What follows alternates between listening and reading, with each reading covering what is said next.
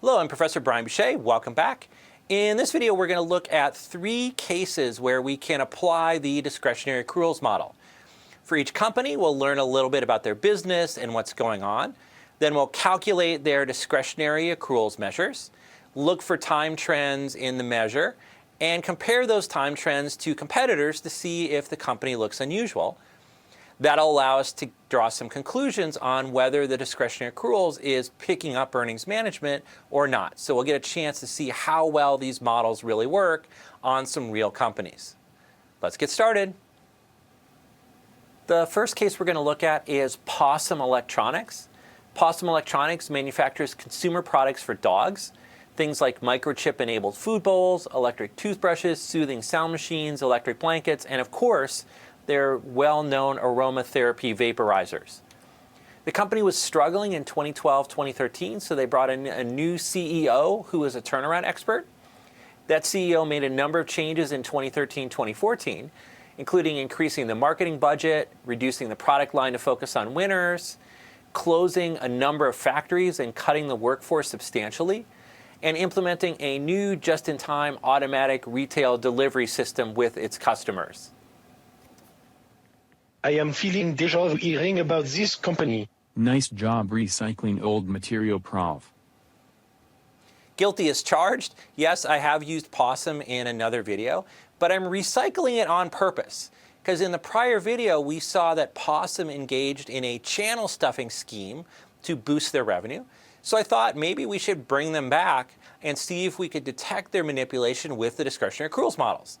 So first I'll review what their manipulation was, then we'll look at the numbers and see if they work in a case where we know that the managers actually committed some manipulation. Yes, so as we saw in an earlier video, Possum CEO had engaged in a channel stuffing scheme in 2014. He manipulated the automatic just-in-time system to deliver extra goods to retailers just before the quarter end, which helped increase revenue and meet the company's earnings targets. But of course, all that revenue was non-cash. And then the retailers just returned that excess inventory to Possum in the next quarter. So let's bring up the spreadsheet and take a look at whether the discretionary accruals model would have picked up this channel stuffing behavior. Here is the spreadsheet, which has data for Possum and 4 of its competitors. So we've seen Shenco and Phytotronics before. I also brought in Hund AG and National Pooch. I brought in the 5 years of data leading up to 2014 so we can look for some time trends. The first set of columns is all the raw data that we need to compute the discretionary accruals. Then the purple columns are the variables that go into the model. The orangish columns are the coefficients from the model. These coefficients were estimated using cross-sectional or industry regression. So if you look, 2010 is going to be the same coefficient for each of the 5 companies.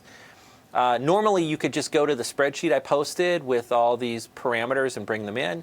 I say normally because with Possum, I also disguised the year that this fraud happened, so you won't actually find these coefficients under 2010 to 2014, but normally this will work. Anyway, in column T, I have the discretionary accruals that we calculate from the model. A lot of numbers to fight through, so let's put them in some graphs. First, here is a graph that shows just Possum alone. And what we see is a downward trend in discretionary accruals and then a huge spike upward in 2014. So this would be suggestive of using discretionary accruals to manipulate earnings during 2014. But let's bring in the 4 competitors and see how Possum stacks up against its competition.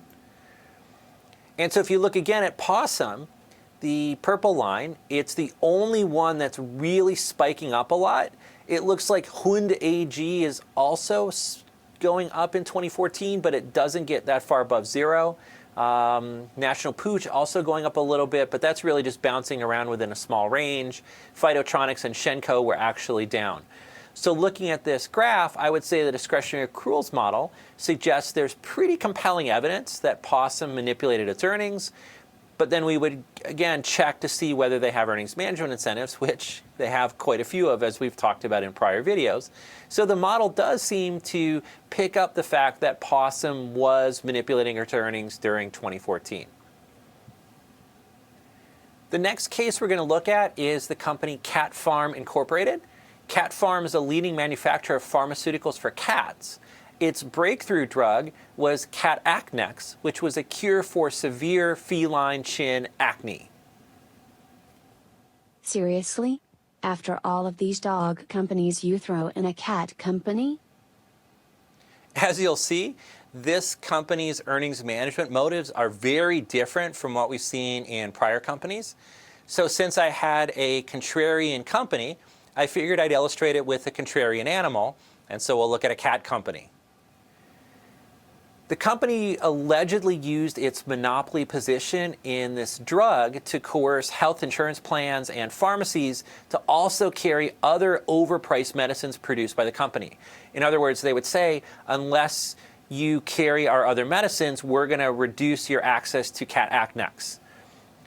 So this happened back in the 90s. In 1996, Cat Farm was accused by the U.S. Justice Department of monopolistic practices and violation of the RICO Act, which is a racketeering act.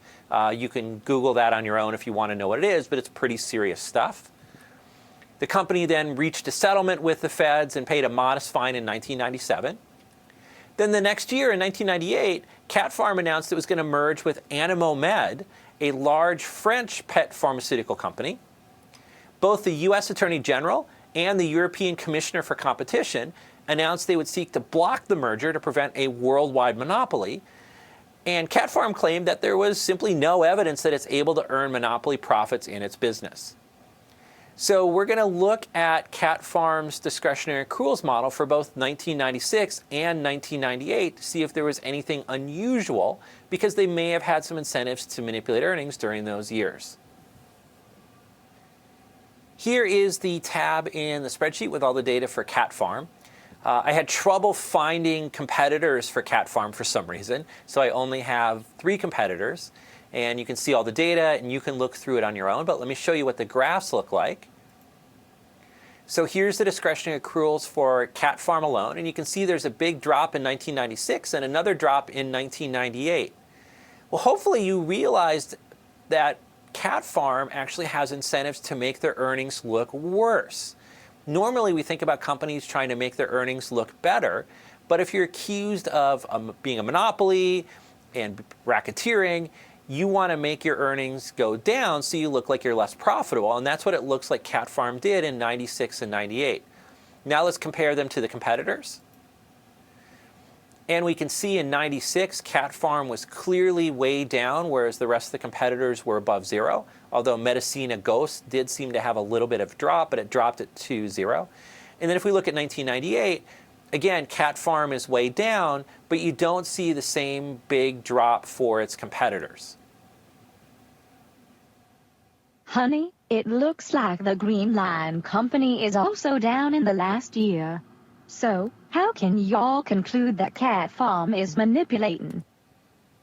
That actually raises an excellent point. When we look at competitors, we assume that they do not have incentives to manipulate, and so they're providing a good benchmark for non-manipulated numbers, and so the company that we're concerned about manipulating, if they look different, then it's probably manipulation. But what would happen if one of the competitors also had incentives to manipulate? And that is what I think is going on here, because Animal Med also wants the merger to go through. They know that monopoly considerations are going to be a stumbling block. So Animal Med also has incentives to make their earnings lower in the same year as Cat Farm to get the merger approved. So in this case, both Animal Med and Cat Farm have the incentives to make their earnings look lower, and the competitors, the other 2 companies, are the ones we should use as the benchmark because we don't know that they have any incentives to manipulate. So our last case looks at a company called PupPhone. PupPhone's a leading manufacturer of phone receivers for dogs. Many owners want to telephone their dogs during the workday, just pick up the phone and give them a call. But the problem is dogs can't pick up phones. The whole lack of opposable thumbs caused a big issue again. So PupPhone had developed a technology where a dog could press its snout against a sensor pad to answer the phone when a light flashed to indicate an incoming call. So this technology boomed when it first developed, but PupPhone has had stagnant growth and lower profits in 2010 and 2011. The competitors are also struggling because there's starting to be market saturation in this kind of system. The company board has given Pup Phone management a vote of confidence at the annual shareholder meeting, but we all know that that does not necessarily mean good news. In 2012, Pup Phone and its competitors rolled out new technology products. They had developed bark tooth technology, which allows the dog to simply bark at the flashing light to answer the phone, and that led to a huge increase in revenues and net income for the company in 2012. Bark tooth? Professor, I think you need a vacation. I do need a vacation, and I'm going to take a vacation as soon as I finish doing all these videos, so let's keep going. So we go to the spreadsheet. Here's the data for Pup Phone and 4 of its competitors, Dog Dial, DTC, New Hound, and Petcomco. So again, you can look through the data on your own. I've got a graph which shows Pup Phone alone, and looky there, huge spike upwards in discretionary accruals during 2012. So they get the vote of confidence from the board, and lo and behold, we right away see this huge spike in discretionary accruals, suggesting earnings management in response to the manipulation to turn the company around immediately. Well, let's just take a look at the competitors and see what they look like also. And, it looks like all of the companies were up substantially in 2012. LOL, it looks like the model was an epic fail. What sweetly convoluted explanation are you going to offer for this situation? I brought in the example of this company precisely for the reason that I wanted to show you a situation where the model doesn't work. So in this case, there was a technological innovation in the industry during the year, which means that every company's results was a mix of old and new technology sales, probably happening at different times, and as a result, the model just does not do a good job of modeling expected levels of non-cash earnings. So it's a situation where if you looked at one company alone, you would conclude earnings management. But when you compare it to the competitors and see that all the competitors had the same pattern, then it's more likely that it's bad model fit. Now, another possibility is maybe all the competitors are managing earnings in the same year. It has happened before, and it would look like this kind of pattern. But the fact that we know there was this technological innovation makes it much more likely that it was bad model fit than it was group earnings management. But this highlights the importance of looking at the competitors' results to gather additional data to help you make a conclusion about whether a company is manipulating its earnings or not. That wraps up our look at discretionary accruals models. It turns out, though, that manipulating accruals is not the only way to manipulate earnings.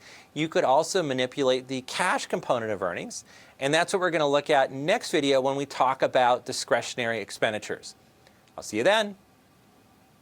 See you next video.